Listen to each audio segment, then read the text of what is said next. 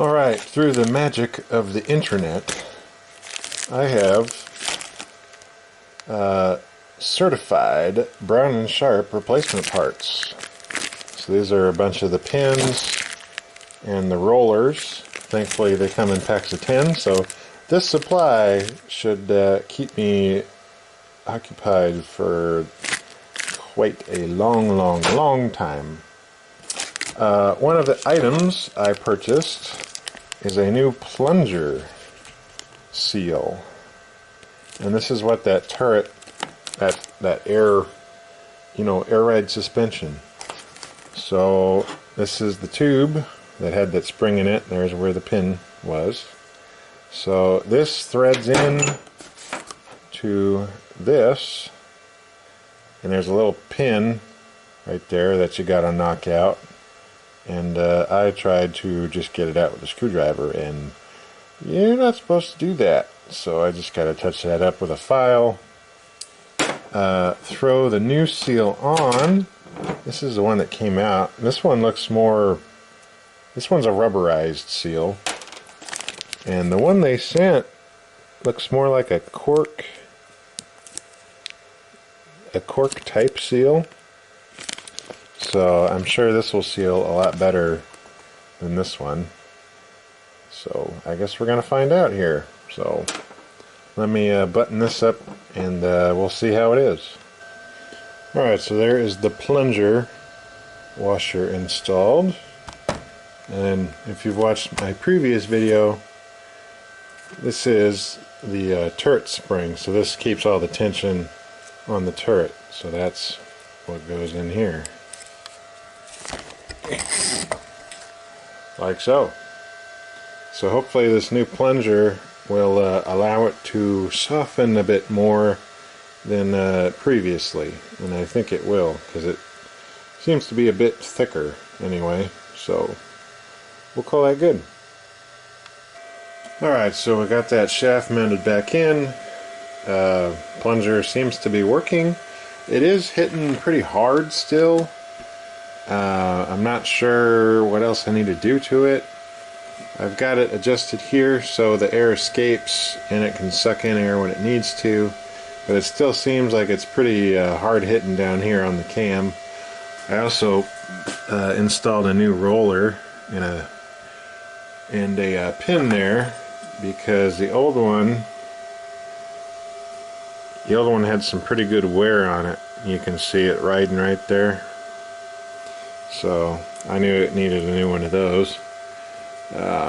Other than that, the electrician stopped by once again, and we tried to get the VFD to cooperate, but it just won't do it. So it does run and it will produce, so it shouldn't hurt the motor. I have it ramping up slow enough and not instantly to where it shouldn't really cause any harm. So now the goal is to just set this thing up and start making money, dang it, because that's the whole point of this stupid endeavor, is to make the green. So right now the drive shaft motor will work just fine.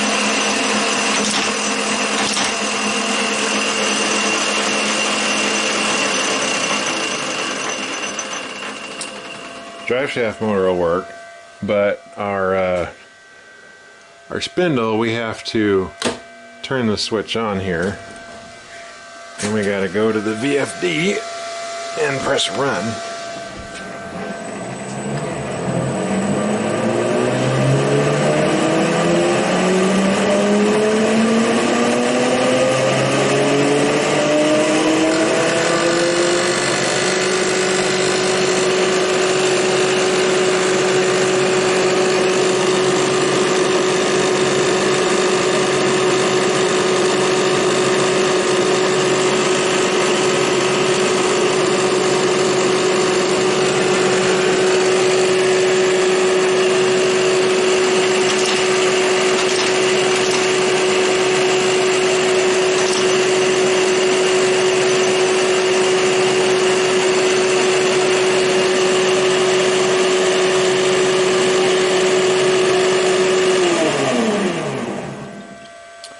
if you shut it off and then hit it again, see, it won't do it. So that's just what we're gonna have to work with for now. But she can run, so that's the goal anyway for now. In the meantime, I got some work to do. Thank you all for watching and joining me on this endeavor, and I'll catch you guys next time. Alright, we're doing a setup now. So this is the setup sheet you get through Lester Detterbeck based off of your print. So right now I'm going to confirm that the gearing is for 1915 RPM and that our back shaft speed is 240 RPM.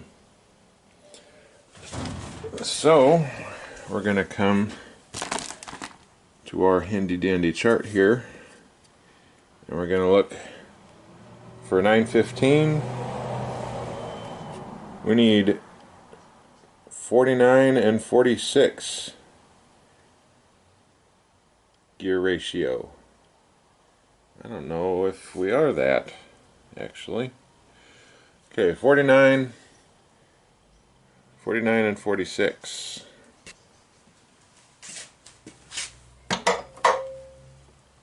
And I get my light.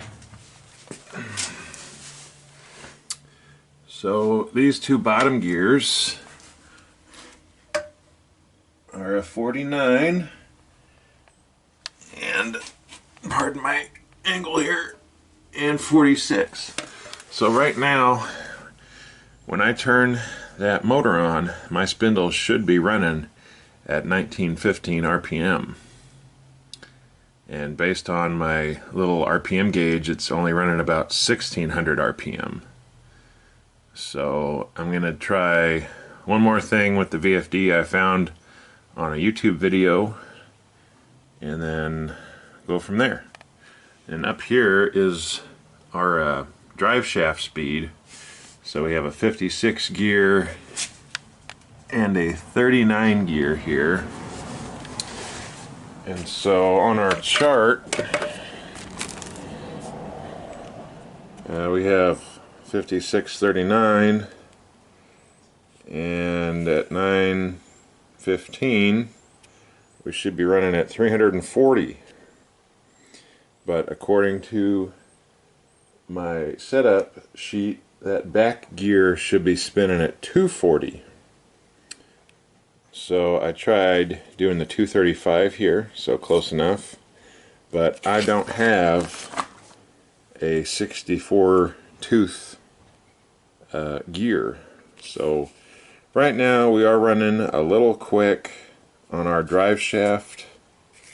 Of course everything's slow right now to the VFD, so I'm just confirming that my gearing is somewhat correct and that it is the voltage I am feeding the motor. And from there we'll continue to make sure this is set up correctly, because basically I don't know who's done what to this thing or their knowledge of it, but I'm just doing it to do a setup. So we're doing a setup and we're both learning. So so my gearing is right there. Okay, I'm going to watch that YouTube video and see what we can get. And I picked up this little digital tachometer off of Amazon, so it shines a light, laser beams with sharks on their heads. It shines on this reflective tape that comes with it, so while this is spinning you shoot the laser at it and it'll give a readout of like 1640 on the tachometer there. So I could, if I can't figure the VFD out, I could screw with that gearing enough to get this to 1914 with the wrong gearing. So basically just ignore anything on the chart just to get this spinning at 1940, which would then in turn, I guess, get this one spinning correctly as well.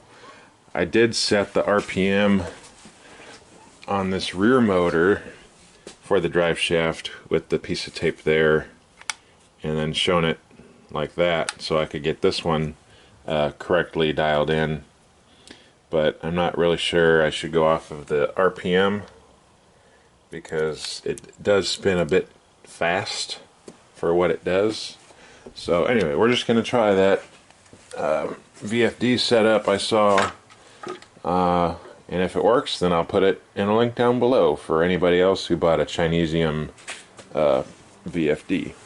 So let me try that and we'll bring you guys back. Alright, so in his video he set up, this is for a 3 horsepower motor, 220 3-phase, and so in his video he sets it to 60 hertz, which mine was set at 50 hertz, which I think is why it wasn't spinning as fast as it should be. So ignore that PD001 there, that's for if you have a switch for reverse. So I set my parameters to that, and it still won't turn on if you flip the switch with the inverter. You have to turn that switch on and turn the inverter on. But now right now I actually have it spinning at the correct RPM with a little bit of adjustment through the VFD, and my tachometer here, I'm spinning right at about 916, which is right where I want to be. So I think that solves that issue. I can show it here for you guys. So turn that on. Then you gotta turn the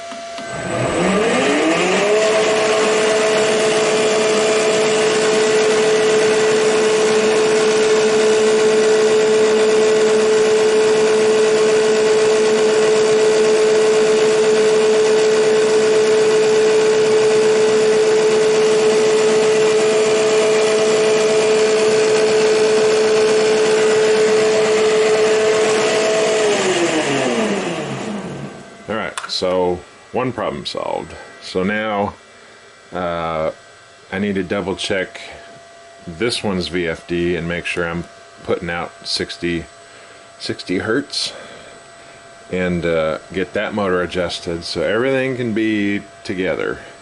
But remember that, what is it, the back turn. Okay, so there's our spindle RPM 1915. But our back turn right now,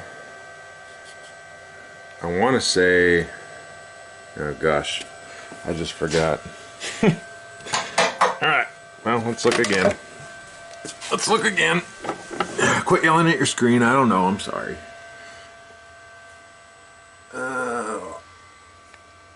56 and 39. So 5639, 915.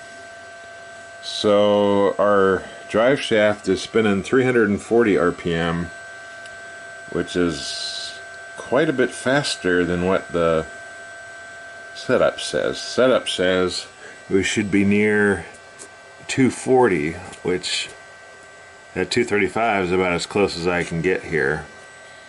But I don't have that gearing, so I could adjust the VFD to make it go 235, but that's probably not good for the motor. So I might have to find a 64 tooth gear, which the owner of this machine does have another machine in storage, so I might be able to snag the gearing, a 64 tooth sprocket from that machine to get this one at least to book spec anyway. It was set up as it is right now, so it has ran the part at 340 RPM. That might be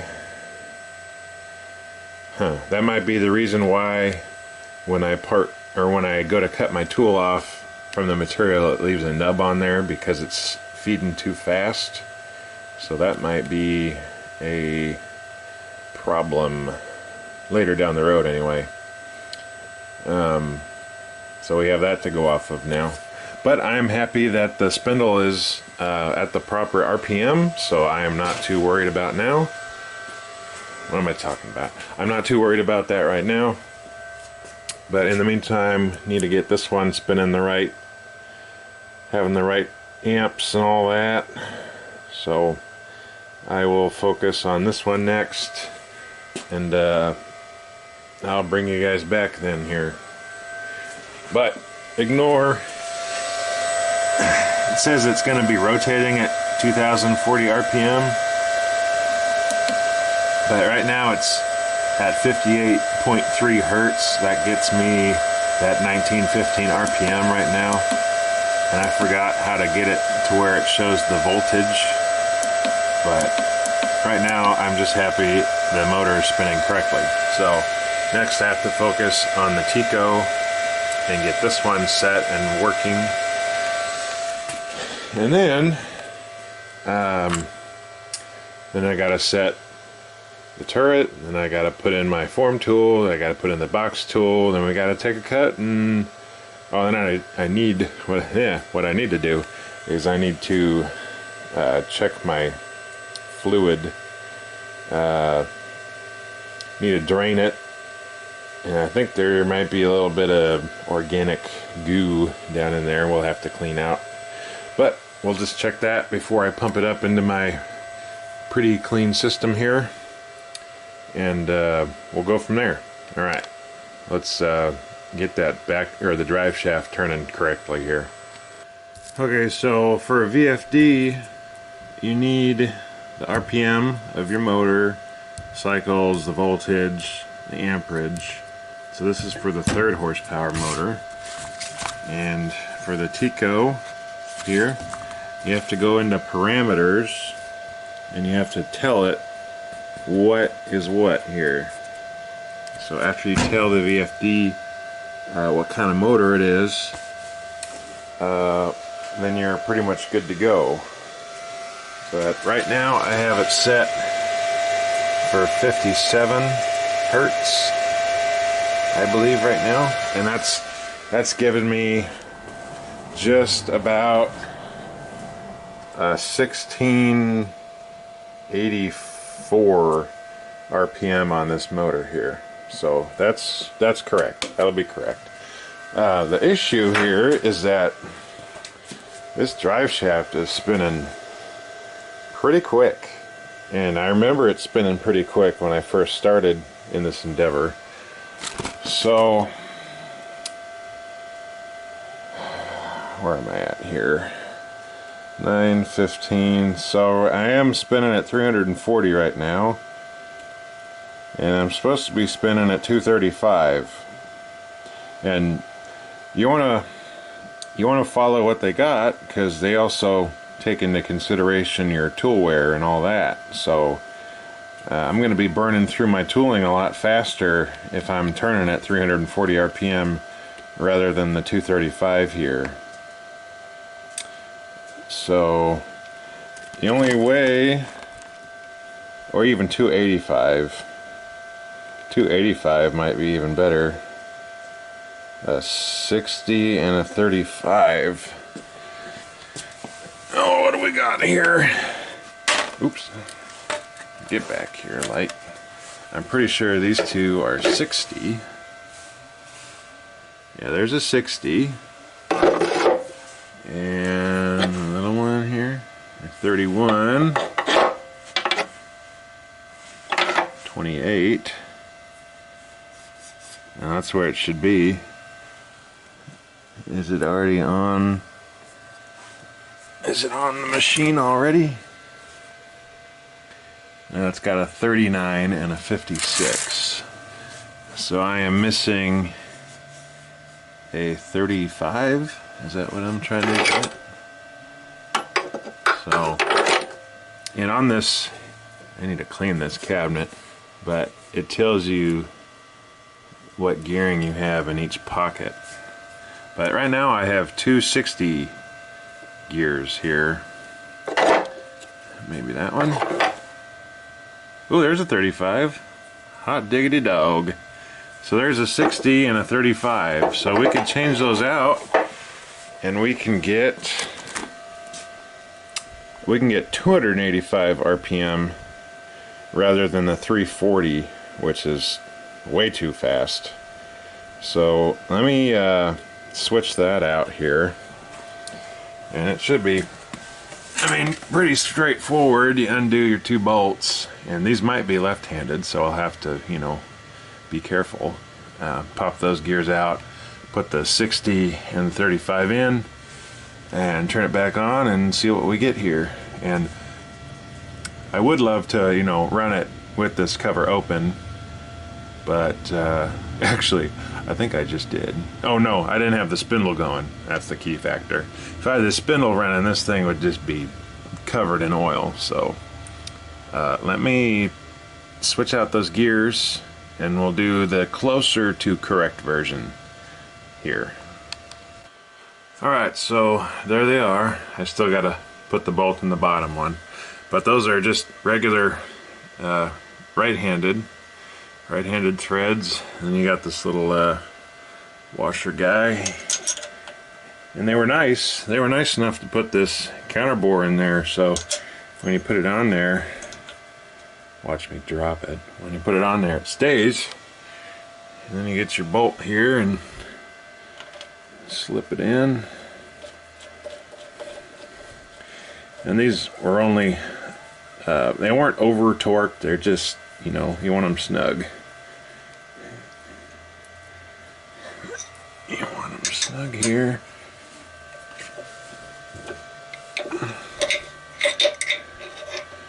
Come on now.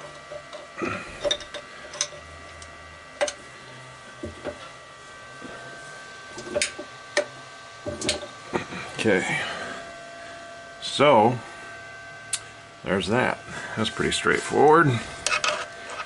Okay. Well, here, I'm gonna double check those two, and then I'll bring you guys back and we'll turn it on and see. Okay, before we button up the turret here, I was starting to put the cover on, but I remembered, remembering is important, I remembered that I have to adjust the gib on this turret. So you want this turret adjusted properly so you don't have very much play when you go to move it. I don't know if you guys can see that.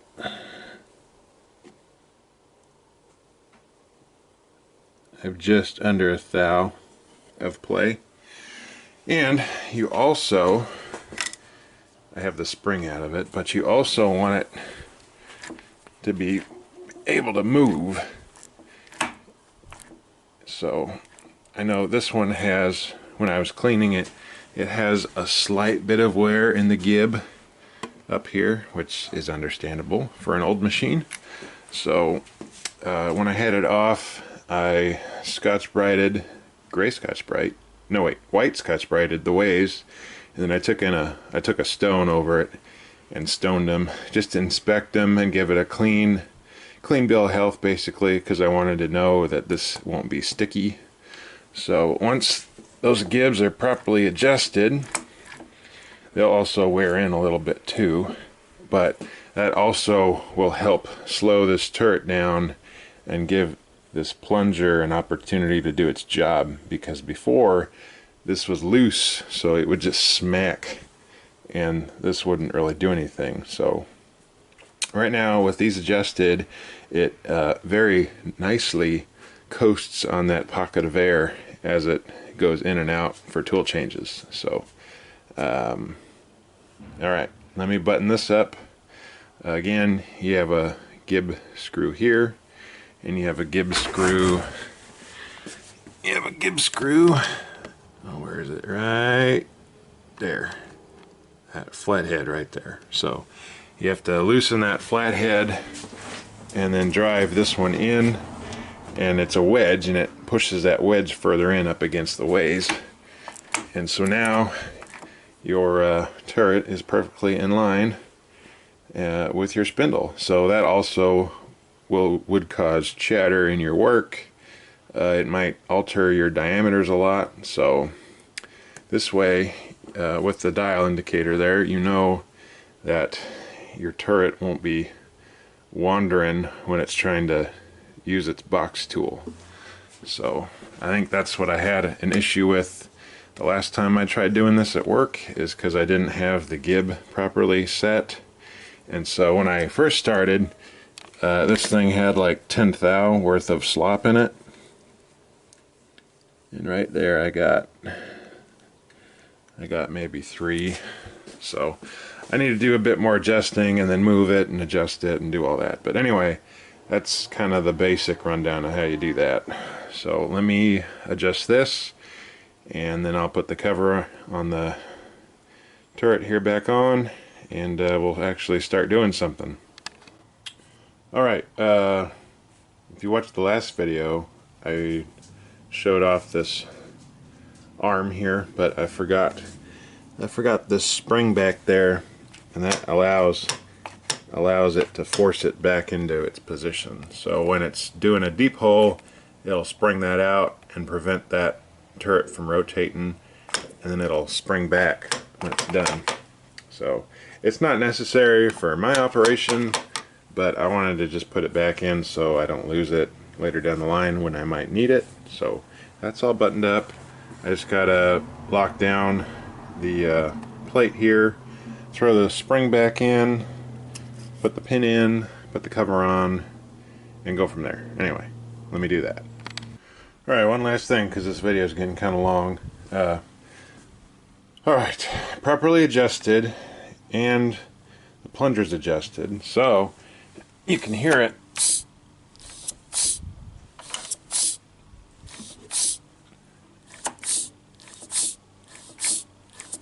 So that's what you want there. And that, it's not smacking that cam. It's coming back. Still got a little bit of adjustment, but I'm going to let it run a little bit and then see how it goes. So to cure that, I'm just going to either loosen or tighten this screw, and that'll put that gib right where it wants to be, and then we're okay. But finally got the air plunger working properly, so now it's got that cushion of air to help it come back. Alright, button it up, but I'll button it up in the next episode. But thanks for watching, guys, and we will see you very shortly. Alright, I hate to be the bearer of bad news, but I just had my VFD explode on me. And when I say explode, I mean it went kaboom, and then it blew the breaker, and now it's dead in the water. So, as it sits, this machine has no power except for the drive shaft mechanism. So, I was setting up, getting my box tool to the right position, but my cross slide interfered with it, so I was going to come down here and change the timing a little bit on my cross slide cam, crossfeed cam, and I figured I'd let the spindle warm up, you know, while I did that. So the spindle was running, and I was down here, you know, messing with this, and I heard somewhat of a gunshot, and the breaker blew, and now that Chinese hunk of crap won't turn on. So I am saying screw VFDs, and I know I'm already out a good chunk of money. I'm saying screw it right now. I'm done with them. So I'm going to go into work tomorrow and work for 5 or 6 hours. And that'll be a going trend for, you know, a month or two, every other week, until I build up enough for a 3-phase converter, which will sit right there. And I already talked to the electrician before, because I anticipated all this going to crap anyway. And he said they could route the phase converter in with what they already ran, so that's not a big deal. I would just, you know, undo all the malarkey they did. Not what they did, but in order to get this running, and he said they could go back to how it normally would run, which would mean I would have my buttons again. Yay, buttons. And then all the safety mechanisms, like this would work, that would kill the machine. I would just feel better running it instead of babysitting it. And then my timer would work as well. So I'm afraid, gents, she is dead for quite a bit of time,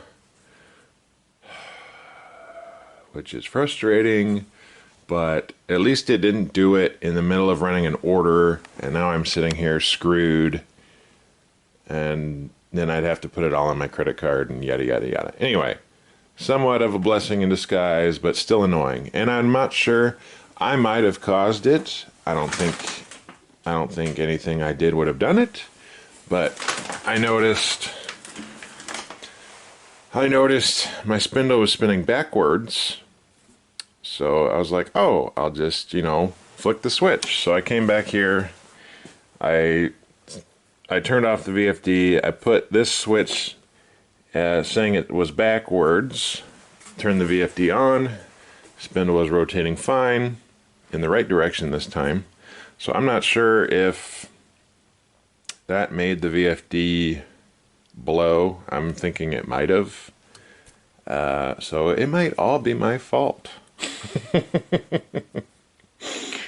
But yeah, that is how we sit right now. I guess I will update you guys at a later date, and we'll see you guys later.